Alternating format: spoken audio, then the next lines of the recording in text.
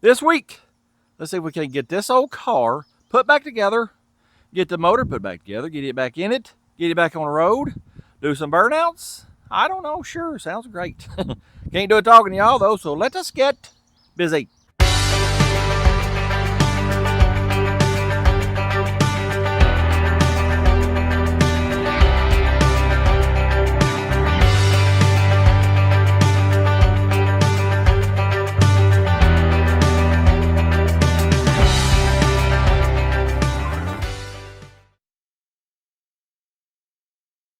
'Tis a 1996 Pontiac Trans Am. Yes, it does have the LT1 350 in it and has a 6-speed. Oh yeah, fellers. Y'all know I like my manual transmissions. Just briefly, I'm gonna skim over it and then we'll get into more detail about it later on. But I bought this car brand new. It's the only vehicle I've ever bought brand new. Well, actually, technically, it was not brand new. I got it from my brother-in-law out there in North Carolina. They called it a program car.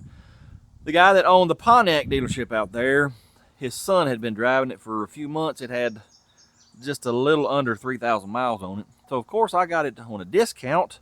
Sticker was, I think, $25,800. I got it for $20,500. Oh, yeah.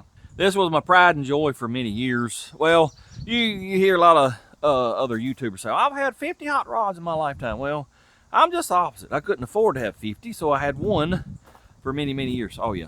Done a lot of modifications to it. We'll get into that in a little while. Right now, let's get this front end up under it. Get her out from under here, over there, and, well, I'd like to clean it up a little bit because it is just absolutely filthy. Normally, I don't wash them until after I get them running, but, yeah, this thing's pretty filthy. And it actually has good paint, so I don't want to be rubbing this dirt into it, scratching the paint up. So yeah, let's get her where we can get her over yonder and get her washed up. What we got to do, we got to jack her up to the moon so we can slide that front end back under it. I got to block it up because the jack won't go up high enough if I don't. Maybe that'll be enough, or maybe I should add this one. I don't know. Let's see. Put it about in that area right there, maybe. Let us go up. Well, that didn't work out. What in the world, man? Come on, man! All right. Up we go. I gotta do one side a little, then go do the other side a little, because, well, that's just how you have to do it. All right, let me go start the other side. I done got wet. Where did that come from? What in the devil, man? All right. Get that son of a gun jacked up, man. Oh, yeah. Approximately right there.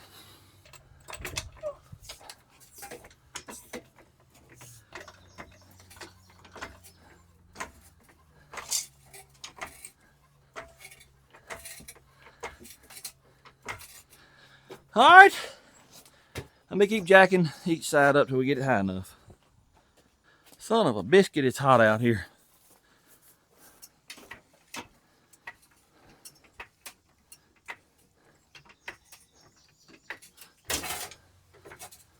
Whew. Is that high enough? I think it'll go. Let's see.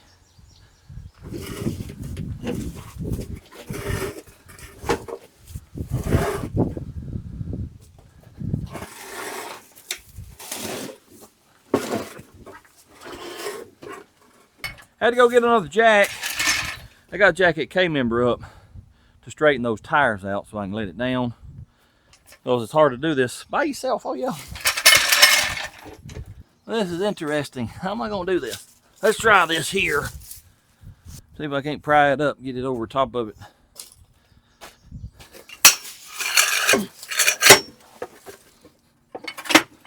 Partly.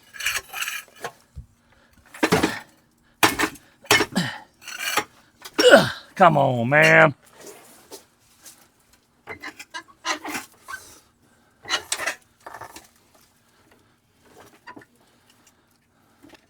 Let's see if this is going to work or not. Oh yeah, see I'm straightening up.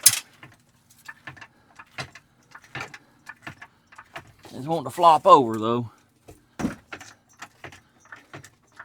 This is rather aggravating by yourself. It really is. I'm gonna have to use the jack stand under the back side of the K member because it's wanting to fall over. Approximately about like that. Will that work? I sure hope so, because I'm about to die. It's so hot out here. Woo. All right, let me ease it down one side at a time, and hopefully we can get that stuff lined up. Going down just a little bit at a time.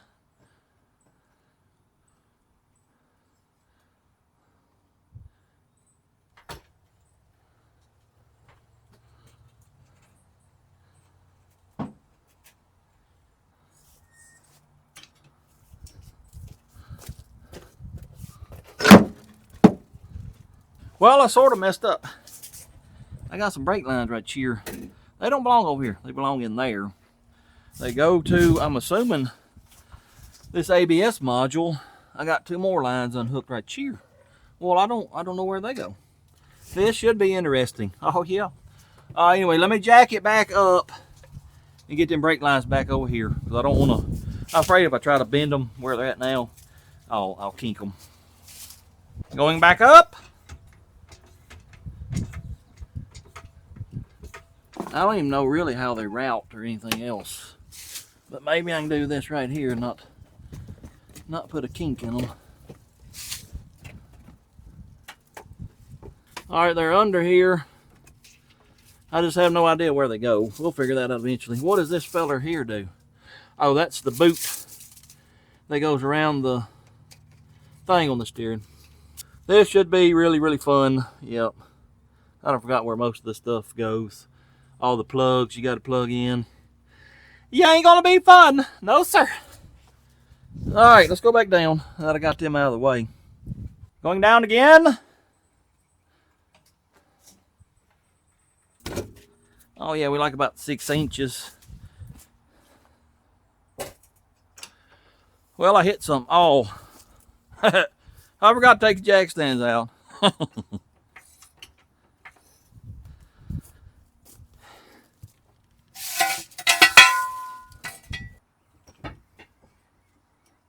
K-member's got a pin sticking up that the frame has got to sit on, and I am about 3 inches too far that away.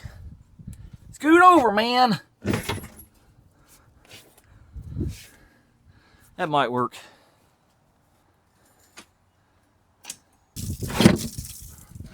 Now, if one of y'all will come help me line this up, I need to hold that there and let it down. So, how shall I do that by myself? Well, I don't know. Oh, I see now. I got this jack stand on the back side of the K-member. It's got it cocked up too much. So, let me let this go up. Get that jack stand out of the way. Maybe that'll work. I don't know, fella. Now, I think that's gonna help us out a lot. Whew. No, it won't go down anymore for some reason. Go down with this one some more. Oh, it's down all the way. Okay. Oh, you know what I've got going on now? I got too many blocks under the car. I can't come down anymore. Well, that ain't no count. Let me come down with this one all the way if I can. I gotta go over and jack that side up because I got too many blocks over there and the car can't come down anymore. I don't need that jack.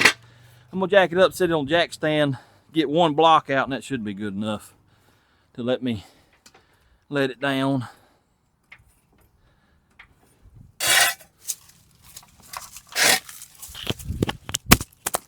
Going down again for the 932nd time. Oh yeah, look here. Got my blocks out of the way. Now, jack it back up and get that jack stand out of the way, and then I can let her on down maybe.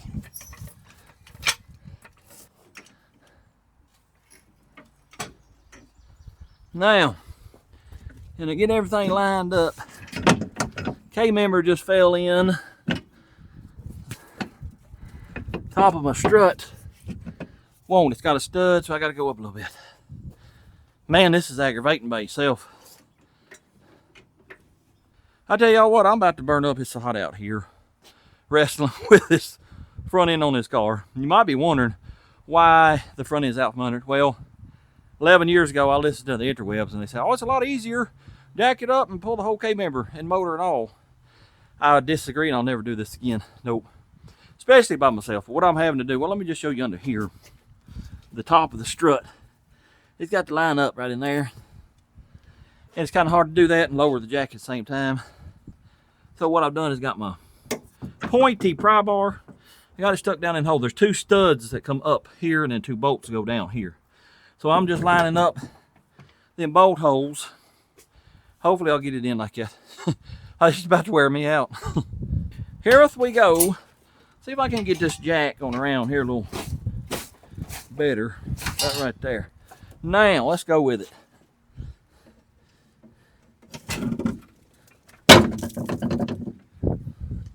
Oh yeah, we got the first stud sticking through. Y'all look at here. My K-member ain't looking right though. Well, it's in the pinhole, so I think it went right in. Let me do the other side the same way. Whew, maybe we'll get this thing in the shop before next week.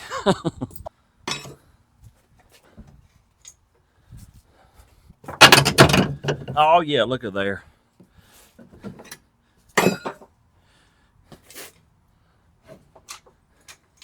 By George, I think we got it. I'm trying to get the steering put back together now. It's been a pain. Oh yeah. See that yellow? And then see those 2 yellow dots right there? I think it's sort of like that plastic injection they do on factory U-joints. It ain't wanting to go back together. I'll keep fighting with it though. And then once we get that, we'll get everything bolted in and hopefully get the little fella rolled over yonder somewhere. Well, I finally got the steering bolted up. That was a job. Got her Loctited too, so you know. It don't come loose while we're going down the road. Now I'm trying to get the top of the struts bolted in. I am missing a bolt. This is interesting because it's been so long, you know, I don't remember what went where. I think that may have been a regular bolt. Where's my pile of bolts? Let me see. Yes, sir, I think so. I don't know why they did that. You got 2 studs sticking up, which I can understand that. That's to probably help you line it up when you're bringing it down. But then you've got a star bit and then a regular old hex. I don't know why they did that, but they did. So I don't remember which one goes where, but oh, we'll figure it out eventually. Yep. Of course, our brake master cylinder's right in the way over here. I'm gonna try to get this lined up back where it was. You know, we got marks where the bolt heads were. Let's see if we can do that.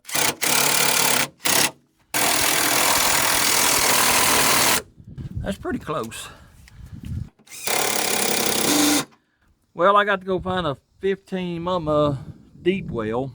I don't think I got any deep well metrics. Let me see if I can find that and we'll get them tightened up. I found one. I forgot that set of Stanley sockets I've had for 20 plus years. It had metric deep wells in it. I got to pull the wheels off and it'd make it easier to get to them K-member bolts. That way I ain't got to crawl around this old nasty stuff.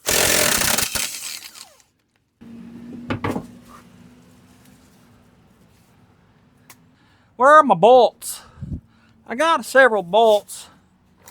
I don't know where they go. I think these are for the, what's that called? Anti-sway bar. What are you going to call it? But then I got 4 and then a short one. I don't know where this short one goes. We'll find out eventually, I guess. But I think these long ones are for the K-member. Let me see if I can't get them up in here. All right, that goes there. That short one, I think, may go right here. Oh, yeah, look at that. I told y'all we'd find out where it went. Now, is there some more? Yeah. I think there's one right here.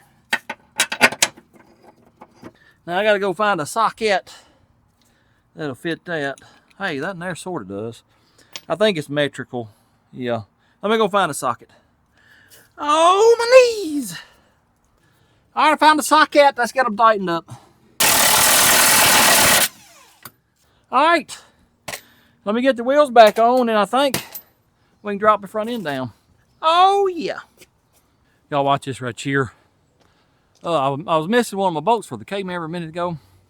I had a pile of them right here on this corner. Well, see this plastic? I moved it around, not knowing that there's a wasper's nest right in the middle of it. Every time I walk by here, they try to attack me. Watch them. Oh, get on now. You better get on. Aggravating sons of guns. Anyways, I got my air pump. Let's pump these tires up.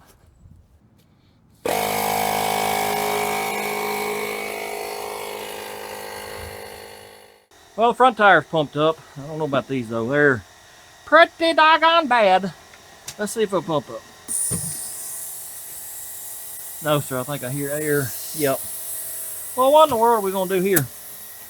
I got my old street slicks. Well, actually, that's one of them right there. I think the other one's in the metal shed around here. Let me get them out and see if they'll hold there, because that's about all I got.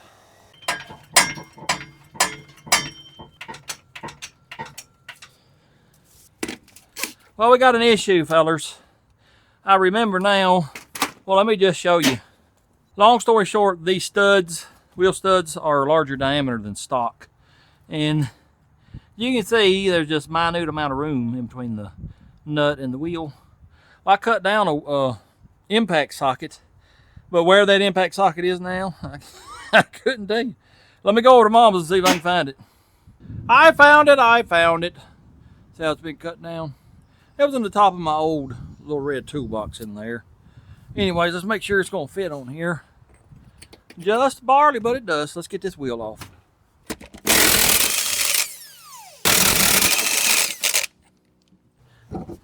Oh crap. I thought it was gonna fall over.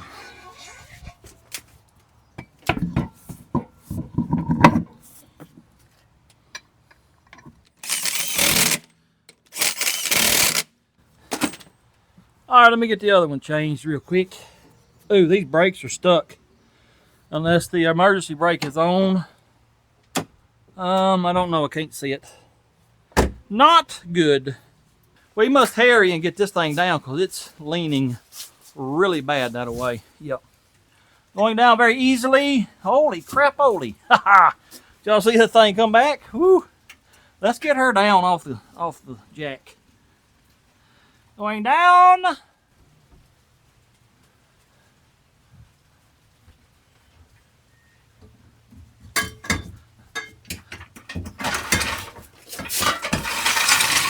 Going down in the front also.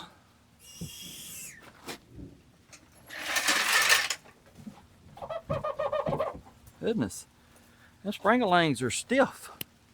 Well, she's back on all 4 tires for the first time in about 11 years. Yes, sir. Looked at the license plate a minute ago. It's dated 2012, so been off the road for 13. Well, that first 2 years, she sat right here, broke down. Then I decided to bring it over here and pull the motor out. Well, 11 years later, here we are fixing to put the motor back in. Yep. I wanted to give it a bath, but it started raining. And well, I don't feel like working in the rain. No, sir. So hopefully the rain's going to go away soonly. I can get me somebody over here to help me drag her around. We'll get her over in front of the shop and give her a bath. Well, it quit raining. And I got some help. My handy dandy assistants here. We're going to pull her on around and pull her right here. And that'll probably be it for the day because it's getting dark. All right, fellers, here we go. We're fixing to pull this little fella around there to the front of the shop. I hope he doesn't go 100 miles an hour because all I have is an e-brake. And I really don't want to smash into the back of the truck. He doesn't know that the e-brake is on that truck. All right. Here we go, fellas. We're moving. For the first time in a long time. He's going to try to rip the front end off of it, I think. What in the world? Oh, wait a minute. I think the drive shaft is still hooked up. I think it's beating and banging underneath the thing.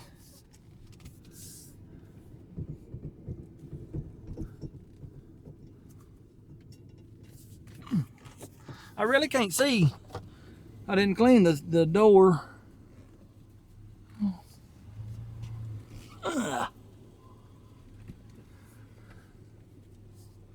This steering wheel is loose, and we're gonna have to take it apart sometime and fix the usual tilt issue with GM columns.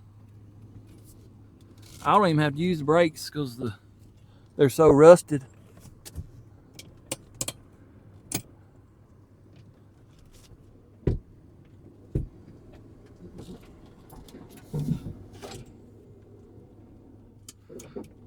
I am now. Holy crap.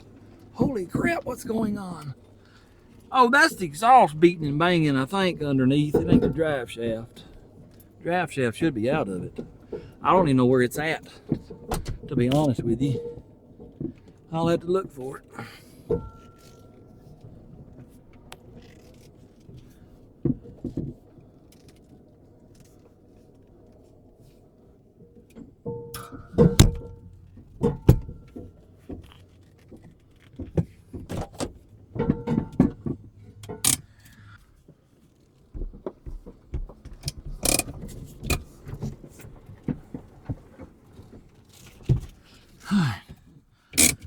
Tis the next day, and it is a cool and breezy 94 degrees out. Humidity's around 7,000%, I do believe. Lovely day to be out here in the direct sunlight washing your car, especially if you've got asthma. Yep. I'm probably going to have to make a cover for my camera because if I leave it just sitting out here in the sun while I record, while I wash this, it'll overheat, guarantee. Anyway, let me do that, get my cleaning supplies out. Let's wash this dirty thing off.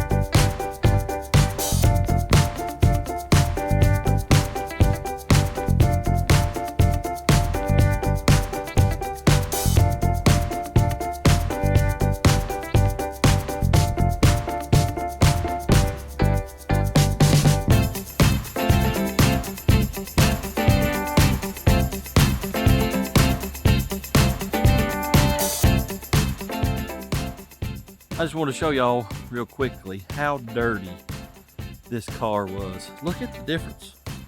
Goodness gracious alive, man. What in the world? Yeah, she's pretty doggone filthy. Sure enough is. Anyways, let me get the other half done and we'll get it in the shop and, well, we'll go working on it, I guess.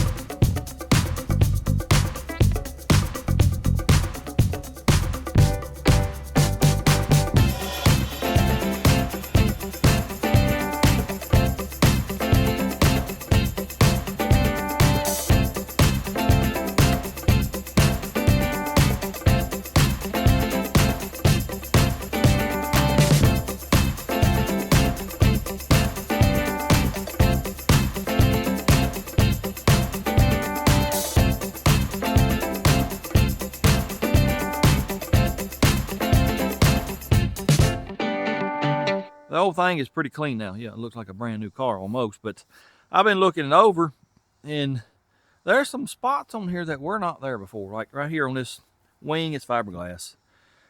I got a chunk missing out of it. I don't know what happened there. And then we got us a scrape back here on the wing. That was not there. There's a few spots on this side. I sort of expected over here because this is where the, coming out of the garage door. And I'll hit this door with stuff. There's a mark there and there and there. And, well, it's beaten banged up. There's some more right there. What in the world, man? Anyway, got the outside clean. So I think now, let's clean under the hood here. It's pretty nasty. Oh, there's a bird's nest. Is there any babies in there or eggs? I don't think so. I'll check it out here in a minute and I'll get that out of there. And I'm gonna hit it with some purple Pyre and scrub what I can. And we'll rinse it off and I think that'll be good enough. Can I get to this bird's nest? I don't know, yeah. No, sir, there ain't nothing in there. I don't think. Let me make sure. No, ain't no eggs. Ain't no baby birds. So that's good. Let me get the rest of it out. I guess I'll wet it down and we'll spray it down with purple power. There's some bolts and whatnot. Let me get them out of the way before they get lost. I think this is for the sway bar stuff. Anyways, let me get this out of the way.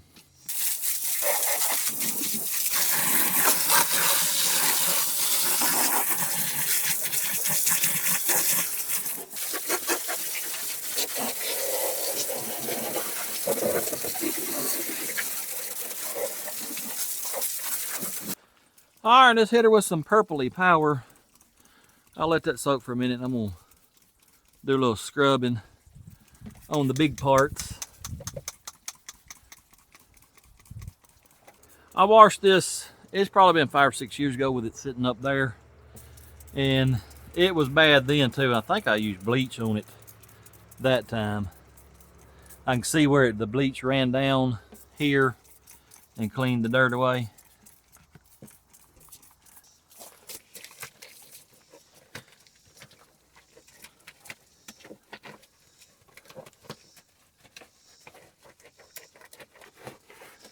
I ain't trying to get it spotless, but I do want to hit these big spots that are pretty nasty looking. All my rubber bumpers for the hood have broke too. I'll see if I can't get some new ones of them.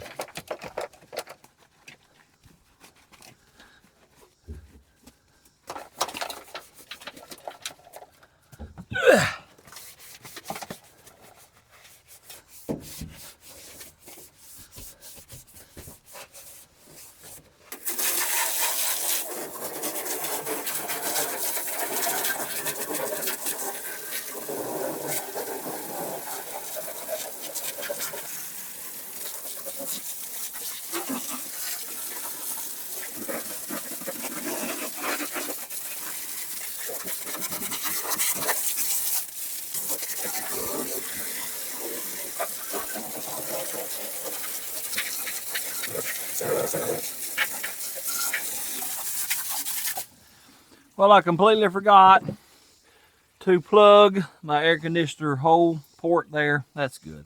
I think there's another right here that's getting, no, that's power steering. Well, that's good. Yeah, you always want water in your power steering too. I'm gonna flush these radiator hoses out because that there's got dirt dauber stuff in it.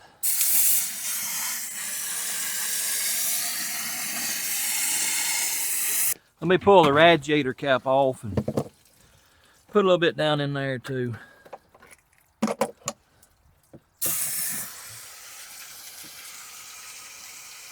I don't see no dirt coming out, so I think we're good.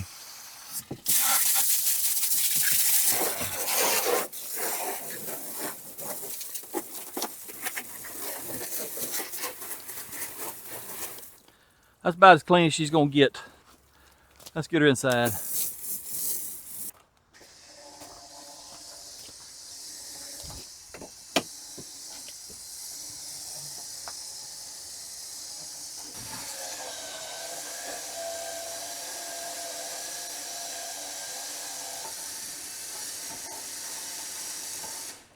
Ta-da!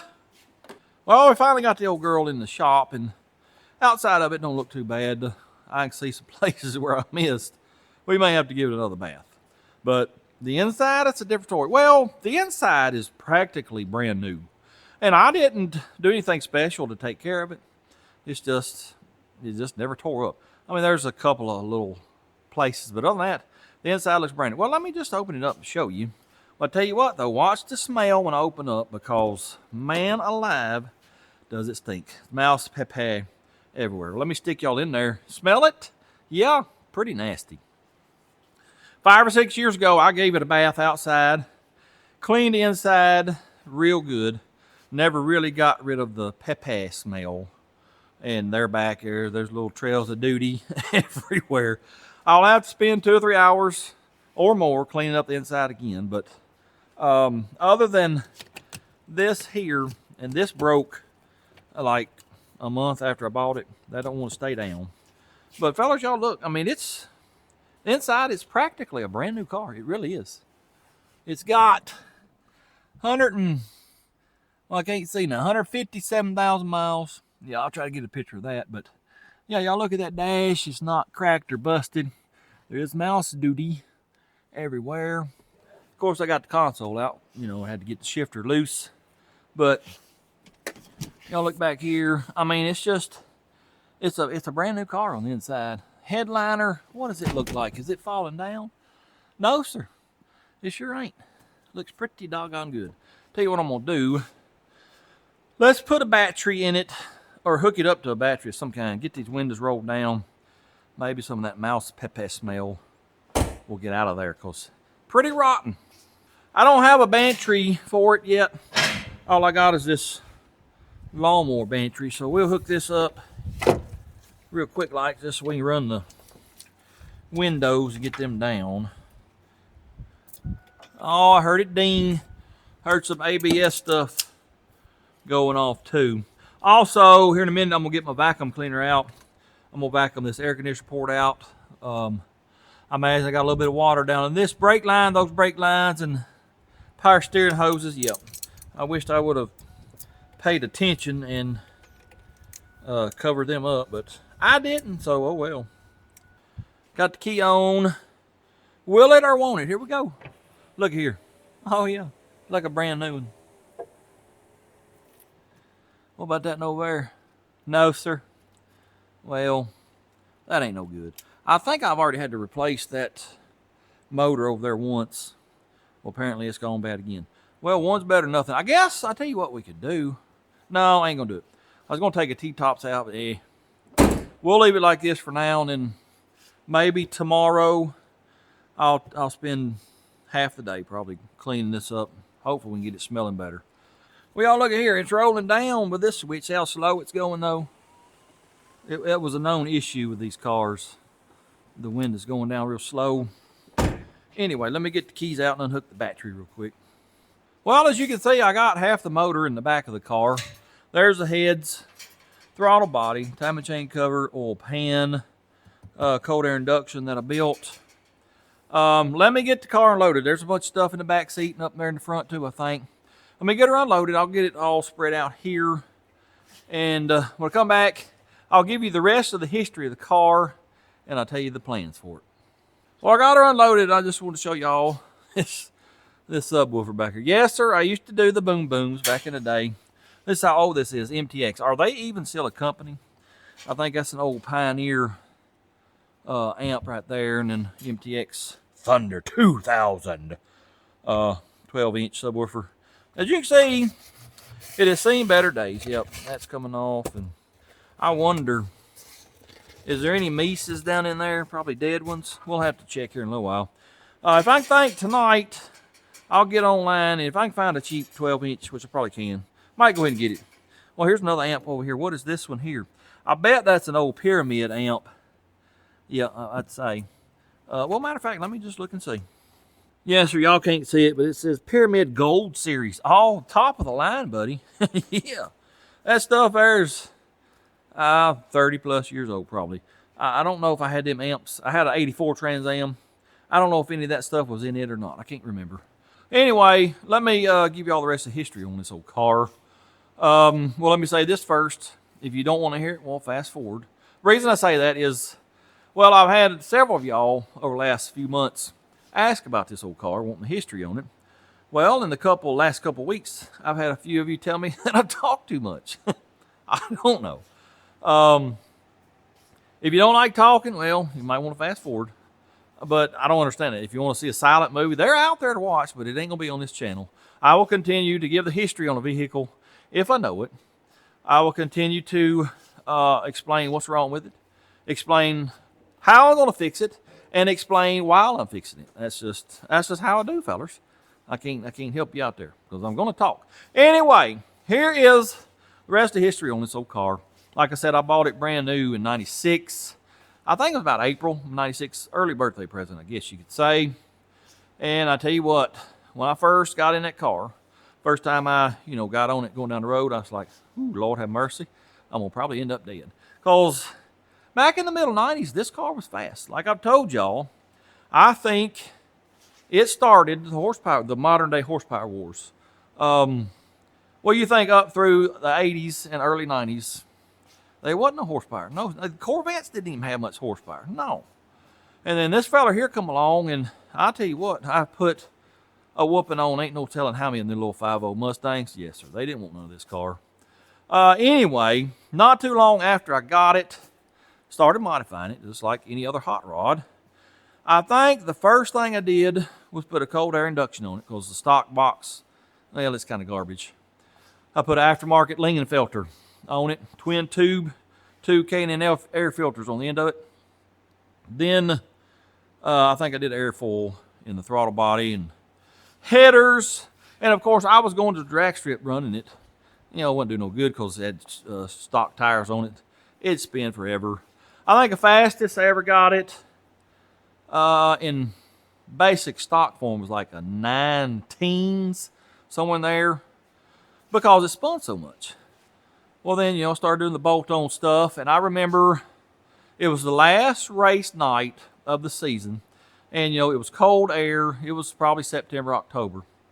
Last pass I made down the track, little fella did an 897, and I was just ecstatic. I got a car in the 8s. This is 8th mile, by the way. And that was respectable for a true bolt-on, street-driven vehicle back then. This is 30 years ago. Ended up putting gears in the rear end. It had 342s. I put 373s in it. And when I did that, started, the street slicks that are on there now, they're Mickey ET streets. Put them on there and almost immediately cut almost half a second off. Best it ever did with that configuration with the gears and the street slicks was an 847, I believe. And again, pretty respectable back then. Well, one night, went to the track in it. This was, after all the bolt-ons and gears and the street slicks. Their timing lights were messed up. It's bracket racing out here. Well, their lights were messed up, and all they had was the Pro Tree. Well, let me back up and explain. Bracket lights, you got pre-stage and stage. Then you got, is it 3 amber bulbs and the green? After you pre-stage and stage, then your top bulb will come on, and then your second bulb, and then your third bulb, and then the green light. That's bracket racing. Well, Pro Tree was pre-stage stage. All 3 ambers come on in the green.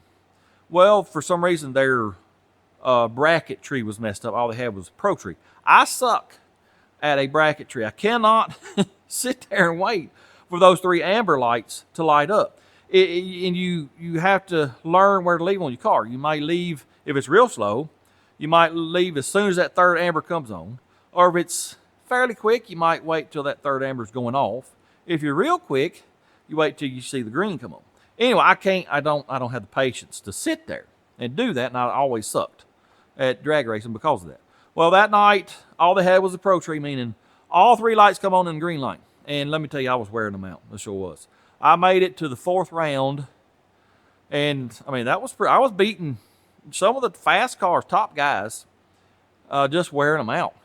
Well, I made it to the 4th round. That next round, I got up there, had a bye run, And of course, you know, I can't go slow.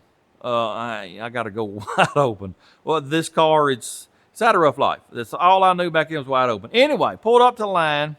I wasn't going to go easy on this bike run. I let the clutch go on. Pow! Clank, clank, clank, clank. I went about 50 foot, just stopped, and ended up breaking the rear axle. Yep. My camera went off. Let me fix that. Anyway, ended up breaking the axle. I had to call a rollback and get it home. And the next month or two, I worked on putting a 9-inch rear end under it. It's got 410, 411 gears, whatever it is now, with a pause unit. I got, is it 30? Did I put 31 or 33 spline axles? I don't remember, fellers. But it's beefed up pretty good. I don't think there's any danger of me breaking this axle now. I don't think we'll ever make that kind of power. The main shaft on the transmission, it's a 6-speed. Well, the output shaft, I mean, the splines got twisted. I don't know if I still got that or not. Probably don't. But the splines got twisted, and my slip yoke wouldn't go up on the output shaft. So I ended up rebuilding the transmission and put what they call a Viper main shaft out of a Dodge Viper. It's bigger around, it's tougher. Ended up doing that and took care of that issue. I mean, I've just, it's just typical old hot rod. I've piddled with it for years, put a short throw shifter in it. But for, I don't know how long, 5 years, maybe longer than that, what I'm fixing to show you is the crowning jewel of this car. That's what I'm most proud of, because, I mean, I personally think it's some pretty decent engineered. Anyway, let me show you what it is. Right here, that's my pride and joy on this whole car. Yes, it is a supercharger, and you think, well, it's just a supercharger. Well, there's more to it than that. I'll get into that in a minute. The first supercharger I had on this car is the one that's on Dude now, that little Wind 142. It did okay, but it's old school technology. It ain't quite as efficient as this one. Well, on Dude, it only makes about 4 PS of ice. That's because the inside of the blower is wore out. It's scratched up and lets a lot of pressure leak by. Anyway, I bought this one right here. This came off of a Ford Lightning. It's, I don't know what year, whenever they made him, late 90s, early 2000s. It is an Eaton M112, and the 112 means it shoves 112 cubic inches per revolution. The 142 that's on Dude is 142 cubic inches. Anyway, this is supposed to be more efficient, even though it's smaller. And on this car, I think it did 7 or 8 PS of ice, if I remember right. Anyway, that's not the pride and joy. That's just a regular old blower. Let me set y'all on the camera stand real quick, and I'll show you what I just told you a minute ago. I think it's pretty decent engineering for an old dumb country boy anyway. Supercharger fuel rails. I made these fuel rails, by the way. Let me get them out of the way real quick. Then, see this intake manifold that the supercharger's sitting on? I built that. Yes, sir. It's a 2-piece billet. I made, the old junky mill over at Mama's in the basement, 100 years old. I made it on that mill. Yes, sir. But watch this right here. I told you it was a 2-piece. Well, would you look at that? Would you just look at that? Yes, sir. Let me set this somewhere real quick, like about right here. And I'll show you the rest of it. Well, here's a closer look at the bottom half of it, as you can see. I had to come in here and mill all this stuff out. It's got a lot of holes and bolt holes and countersinking. The reason I made this is because nobody makes a supercharger kit for an LT1. The heads, the bolt holes, and all that are different. Nobody made one. And I said, well, I want one on this car, so I'm going to make the intake. But this is the third version of this intake. Let me get over here and show you my first one. This pile of garbage right here. This is what you call a sheet metal intake. It's several pieces welded together. We all can't see the welds for the dirt, but yep, several pieces welded together. I welded these little injector bungs on here, and you can see it's been milled. And this is the one that the Wind 142 was on. And we see these bolts here. I don't know if y'all can see down in there. Let me get a flashlight real quick. There's little posts I put in there for support. See them? The reason I had to do that is because the top of that intake, it actually bowed on me, and I had a big old vacuum leak under the blower. I was like, well, that ain't gonna work. So I put them in there, and then I milled that flat again, and well, it's pretty ugly. And I was like, I don't like this design. I'm gonna do something different. So that's when I come up with this two-piece billet design. Now, I'm not saying I'm the first to do this, but before I built this, I had never seen one built like this. I've seen several since then. I ain't saying that I come up with it, but I ain't saying I ain't. But I wasn't sure if it was going to work. And I worked with a guy named Eddie. He's probably watching this video right now. I said, no, I need a big old piece of wood to practice and see if this will actually work or not. He said, well, you know what? My wife works at a wood store. I'll get you a piece of wood. Well, here you go. This is the practice piece, and this is when I realized, hey, this is going to work. I even cut the angles on the side and started cutting out the shape of it here. That's when I realized, you know what, that's going to work. So that's where this one comes in. This is the first one of the two-piece billet intake. Well, I decided I wanted to try to build an intercooler, and you see how thin that intake is. Well, how in the world am I going to fit an intercooler in that? Well, here's what I did. Let me flip her over. I cut the bottom of it out and built this tray basically, and this is where the intercooler sat in. I don't know where the intercooler coil is. It's around here somewhere, but the problem with this one is I took all this bottom support out, and this side started, well, it actually got wavy. I don't know if you can see it or not.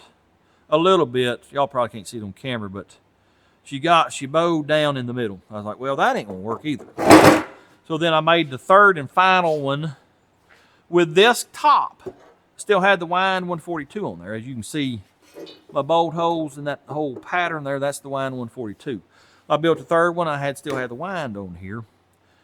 And then I bought this one and said, well, I gotta make a different top. Well, the wind 142 bolts from the top here. That's what these four holes are. Well, this one here bolts from the bottom. I said, well, how am I going to do that? Well, let me move these injector rails. Let me flip her over and just show you how I did it. I had to drill and tap the bottom of the blower, and then you see countersunk Allen head bolts all through there, and that's how it's attached to the top. And then what you do, move them little fellers again. You pick this little feller up, you set it on here, and you got to line it up. Actually, let me show you this first. See these countersunk holes here? Well, that's my intake bolts. That's what bolts this to the heads. Then you bring this little feller over here, you can get her lined up, and I got smaller holes. Let me get this lined up. I got smaller, just regular Allen head bolts that bolt this to this bottom half of the intake. And I got some countersunk ones here, and there's one there, and 3 across the back there. And of course I got ports for what is that, map sensor, and that's probably my boost gauge, or that might be the boost gauge, and that's, I don't know, vacuum, I don't know. Anyway, that's pretty much the build. Well, here, let me show you this. This is the cold air induction. It sits up here. And then my throttle body sits here. It's, I guess you call it a remote mount throttle body way out here. This is ugly. My original one with the wind blower, it was aluminum. It looked pretty good. Well, when I built this, I didn't have access to a TIG welder anymore, so I had to use regular old steel. I mean, it'll look okay once we paint it. I just never bothered painting it because I just didn't care. I was trying to get it running. I didn't care about the looks at the moment. Anyways, we'll have to paint that, and there's various vacuum ports there. There's my throttle bracket. But that's my pride and joy, fellas. I spent countless hours. You know, that old mill over there, it's literally 100 years old, and it's completely manual. There's no DRO. There's no automatic feed. It took hours upon hours to make each one of those intakes. Sure did. I had serious plans of making kits out of this and selling them. You know, this was 20 years ago when I started fooling with all this. And like I said, this was the second LT1 known to have a root supercharger on it. One other guy, I want to say Alvin at PCM for Less, something like that, was the first one to do it. He took a stock intake, cut the top off, welded a plate on it, and then put one of these little M112 blowers on it. But he had to cut the cowl. Let me show you under here. He had to cut the cowl out right here for the blower and everything. And then, of course, I think he might have fitted under the hood, but he had to cut a bunch of this support out. I didn't want that. I wanted it to fit under the stock hood and not have to cut the cowl, and I accomplished that. Like I said, you know, I had plans of selling kits to put one of these blowers on the LT1 car in a Trans Am or Camaro without having to cut the cowl. Well, I was young and dumb back then. I really thought I could do it using that old wore out mill over at Mama's. You know, I'd have had to buy a CNC mill, and I just didn't have the money back then, but it was a grand plan to mine, sure was. Since I've built this, I have seen one guy up in Canada started, you know, he was going to sell kits, and his intake, it was all CNC'd, and yep. But I guess, you know, those plans fell through, but like mine probably is. There wasn't a big demand for it, for one thing, but there's another guy I think now on LT1 Nation on Facebook.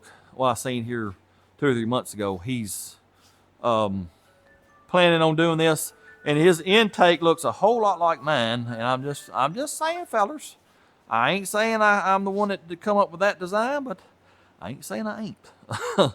Anyway, man, this brings back a lot of memories right now.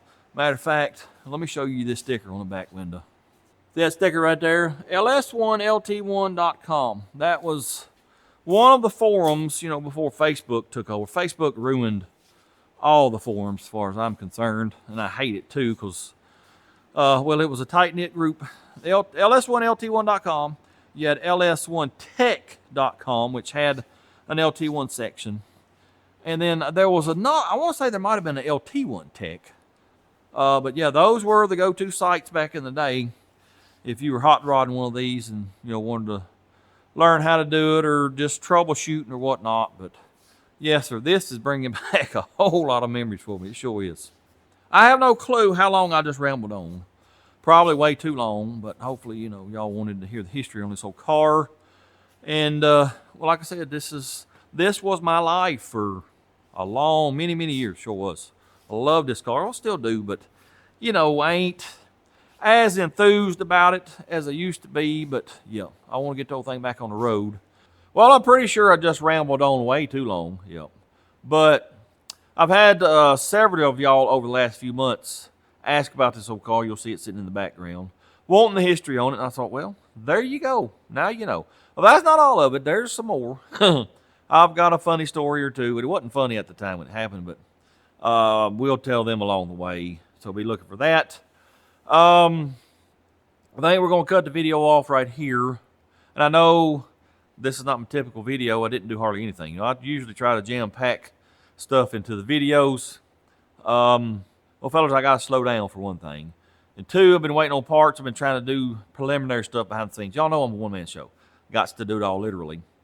And I don't mind that, but I got to slow down a little bit. Also, I want to talk about something else right now. The channel, the format, video format, is fixing to change. I asked y'all a few days ago, would you prefer one 1 hour long video a week or one 30 to 45 minute video twice a week? Overwhelmingly, most of y'all said 1 hour per week. And normally I would listen to y'all, and that's awesome. But most of you also said, it doesn't matter, we will watch no matter what you do. That's the awesome part. Well, I've been looking at a lot of metrics and analytics on the channel over the last few weeks, trying to figure out what in the world has happened, what do I need to do, and I don't really have an answer. But I've got to try something. And, well, I do know this, I've got 15 to 16,000 loyal viewers every week. And y'all are awesome. The ones who have joined Patreon, y'all are awesome. The ones who have done the YouTube membership, y'all are awesome. But fellas, I got to do something to keep the channel alive. Like I told you last week, it's dying. I cannot survive on the money I've been making. Well, matter of fact, I'll just go ahead and tell you this. The last 3 videos I've did working on previous junk, getting it back roadworthy, one, that needed to be done. I'm glad I did it. Two, it didn't cost me any money. And that's wonderful because I ain't got no money, fellas. I've been spending on all these cars and I just don't have it to spend anymore. Anyway, enough of that. It's not a sob story. I don't want your pity. What I'm getting at is y'all overwhelmingly said you wanted 1 hour per week, but you'll watch anyway. Well, now that I know you will watch no matter what, I've got to change things up to try to get new subscribers, new viewers. And, well, like I asked y'all, or like I told you in the thing, a lot of people's attention span is really short, really short. So I want to shorten the videos up, do them more often. Maybe people will be more apt to watch. I don't know, fellas. I'm going to try it for a month or two. And if it don't work, we'll go back to 1 hour a week on Wednesday. Speaking of, I will still put a video out Wednesday night at 7 p.m. And I think now the second video of the week will be put out Saturday around 6 or 7 p.m. somewhere in there. I'm not a YouTube expert, as that is quite evident. I don't know exactly what to do, but I've got to do something to keep the channel out, because I would like to continue doing this till the day I retire. Yes, because I love what I do. We'll touch on this real quickly.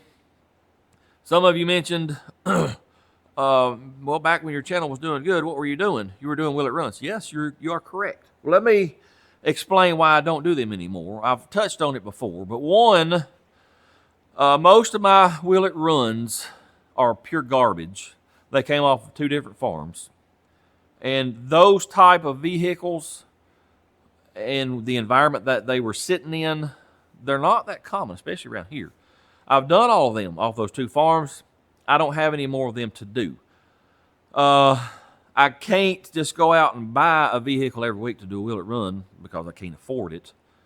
And I don't have anywhere to put them once I do buy them.